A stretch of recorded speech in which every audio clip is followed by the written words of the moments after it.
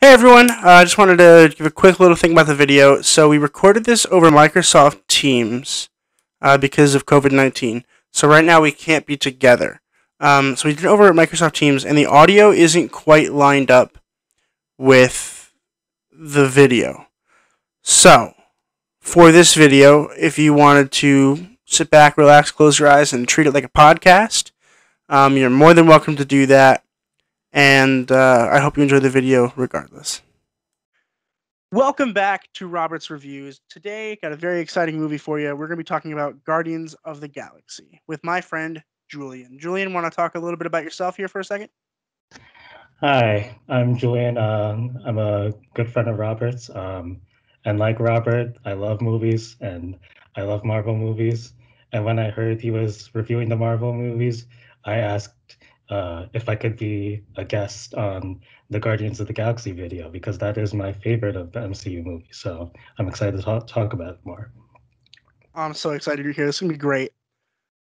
This movie was directed by James Gunn and was written by James Gunn and Nicole Perlman in 2014.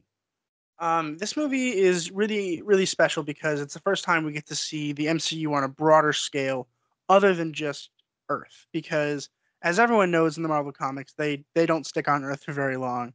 And I think people were wondering when we were going to be able to see space, and this is really where we get to kick it right off with the Guardians of the Galaxy. The movie is pretty straightforward, where basically a group of people that are unlikely to ever see each other. It's basically the Breakfast Club, but in space. Um, where just a group of people who weren't really meant to see each other get together, and they try to steal this orb thing, and they don't really know what the orb thing is about until the end of the movie. And they obviously find out it's an Infinity Stone, and it's the first time we get to see Thanos at the end credit scenes. Um, and basically, they're fighting against Ronan because Ronan is trying to get it so that he can. Well, he's supposed to bring it to Thanos, but he was going to use it for himself anyway. And then the Guardians of the Galaxy kick ass and take names here in this movie. So let's go ahead and talk about the acting first, and we'll have a little conversation about each of these actors here. First up, obviously, Chris Pratt with Peter Quill. I mean, there's no better actor for that. Am I right in saying that? Yeah.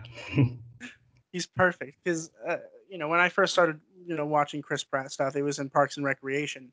Have you seen Parks and Recreation? I actually started watching Parks and Rec after the fact. I knew him from the Lego movie, which Oh, actually came out the same year. It was earlier, but then I saw this Guardians and like he's a superstar. yeah. And then I started watching Parks and Rec and like he's great in that too. Yeah. Oh yeah, no, I absolutely agree. Um, because when we watch, Parks and Recreation, he's this kind of plump guy, funny guy in the background who's always just cracking off one-liners. And in here, I mean, he's more fit, obviously, but he's the same guy, where he's sitting in the background, cracking off one-liners, trying to be a badass superhero at the same time. And I think that it works really well for him, mainly because he's just a lovable guy. Like you look at him and you're like, this guy couldn't possibly be a bad guy. And his character, in my opinion, is a really down to earth, nice guy in general. Obviously, he steals a lot of stuff, but he's doing it to help himself because he's never been, rich, and obviously was stolen from Earth and forced to do a lot of stuff for Yondu. So I think his character is really, really, really, really good. And let's talk about Zoe Saldana as Gamora. I mean, obviously, Zoe Saldana is gorgeous, and she's been in a lot of big hits. She was in Avatar, and of course, now she's Gamora. I mean, I can't imagine how long this person has been in makeup. I mean, wow, it must take forever. What are your thoughts on Gamora?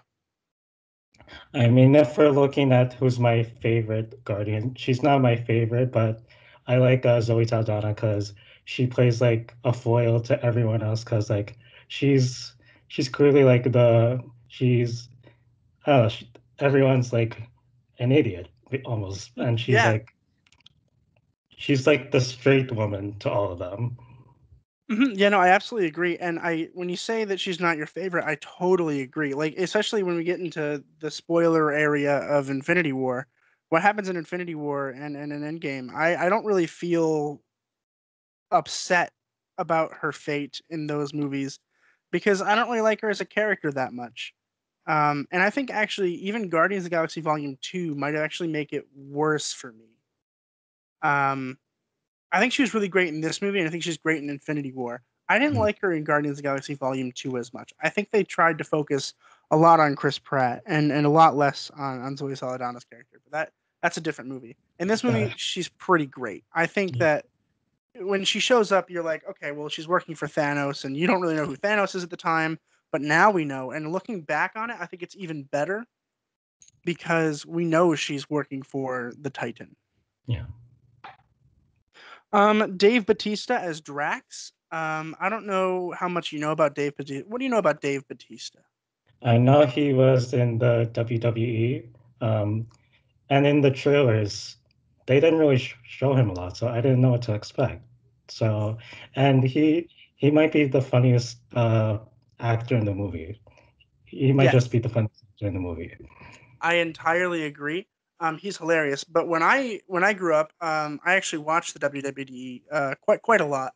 I was very interested in like John Cena and Rey Mysterio, and then of course now there's Batista. He was only called Batista back then. He was never called Dave Batista. It was just Batista. And I don't know if my memory will fail me, but I believe I remember the last wrestling match he was ever a part of. It was him, I believe, versus John Cena, and whoever won got to keep their career, and whoever lost had to leave the WWE forever. Um, I'm pretty sure that's how it went down, and John Cena won. Um, Unfortunately, because I feel like John Cena doesn't want to be there as much as Dave Batista didn't want to be there. So now they're both out of there. But yeah, it's funny because when I used to hate Batista when I would watch him in WWE because he was always against John Cena, and I love John Cena, and now I love him because he's hilarious in this movie. I mean, he's got these one-liners, and he gets funnier and funnier as you go. I mean, even in Infinity War, he's hilarious in Infinity War. Obviously, everyone's favorite tree, Groot, voiced by Vin Diesel. What are your thoughts on that?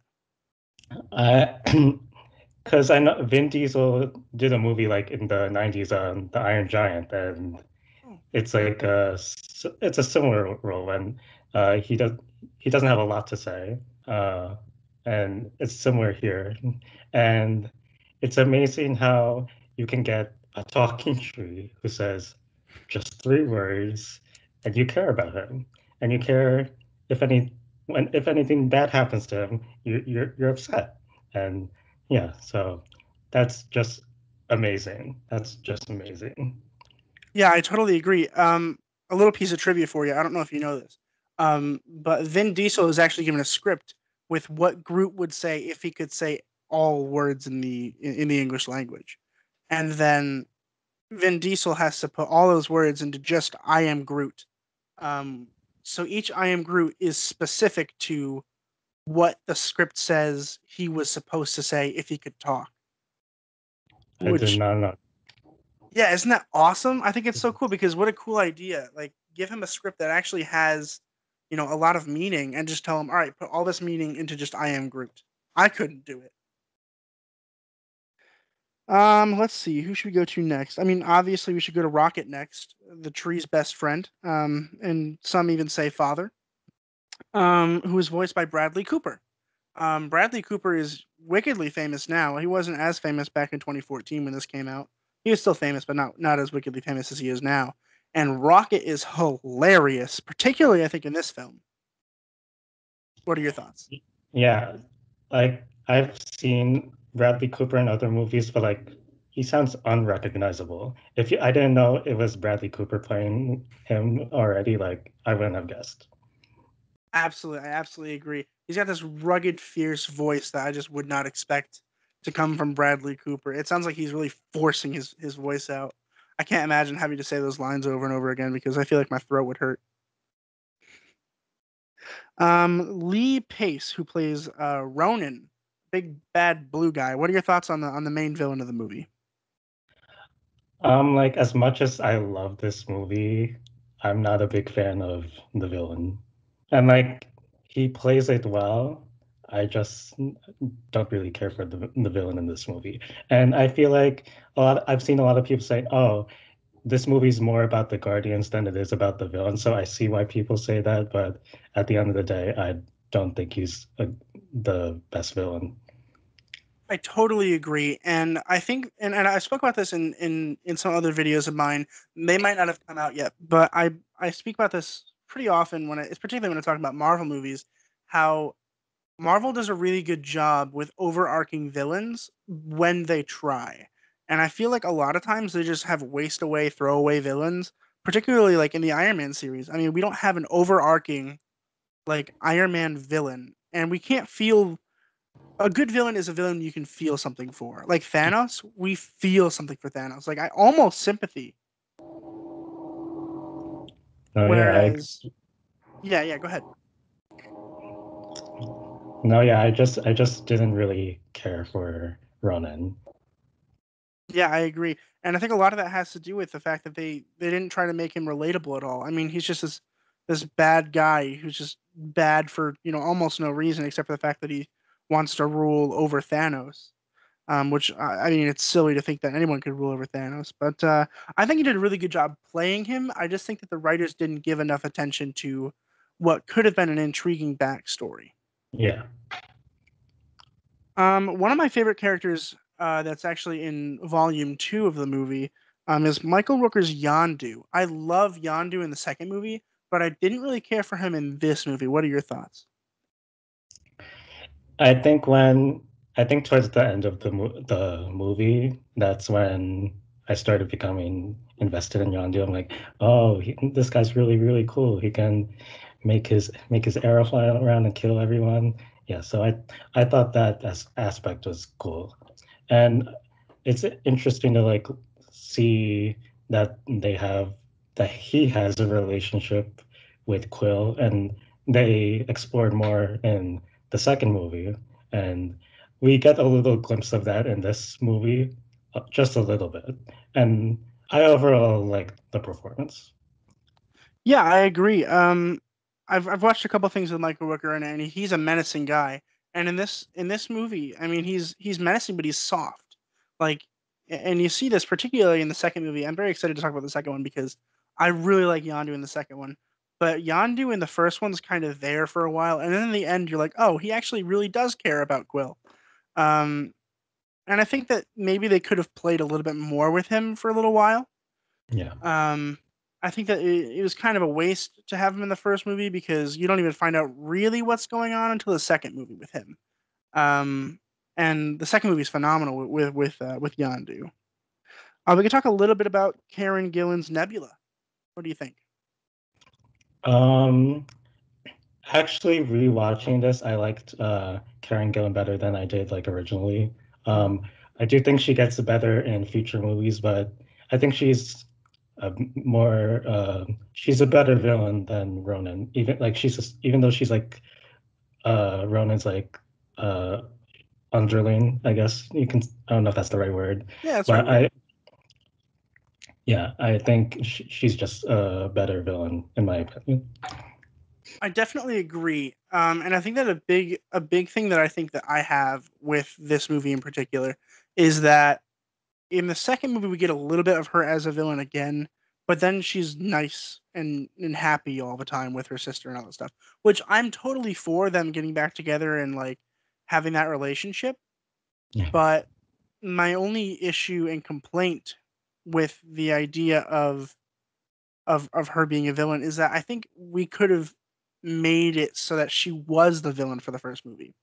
Similarly to the Winter Soldier, where Bucky Barnes is the main villain of the Winter Soldier, and then we get to see him grow as a friend of Cap's. We it's kind of a quick turnaround, in my opinion, from from Nebula being a bad person who's generally bad to being a very good person all of a sudden. It's just hard for my brain to buy it. yeah, And particularly in Infinity War and in Endgame in particularly, I should say, when they try to make us believe that old Nebula was bad, my brain is like, wait, I forgot that she was bad. I didn't realize that she was working with Thanos at the time, and I think they could have spent a little bit more time with that idea. yeah. Those are all the actors I wanted to talk about. We could talk about Josh Brolin for a second, but I don't think it's worth it because Thanos is only there for literally, I think, 30 seconds in the Yeah. end scene. I'm going to ask you a couple leading questions just to see if we have similar thoughts. If there's anything you could take out of the movie, what would you take out? Oh. Hmm. I don't know. I like at the moment I really don't know. That's okay. I mean, I don't know. It's a solid answer. Because a lot of my things are that a lot of movies are really long and it's hard to keep audiences' attention. Yeah. And the way that I decide what I want to talk about is I talk about when I get bored.